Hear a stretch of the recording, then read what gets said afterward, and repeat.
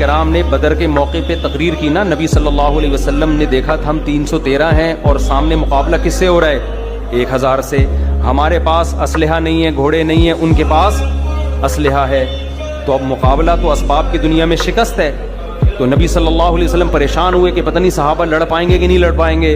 आप पर बनी इसराइल की वो आयत भी नाजिल हो चुकी थी। मूसा अलैहिस्सलाम ने बनी इसराइल से कहा था कि जाके उस कौम से लड़ो। तो बनी इसराइल ने क्या कहा? वो बड़े ताकतवर लोग हैं। इज़हब अंता व रब्बुका फ़क़ातिला इन्ना हाहुना क़ाइदून।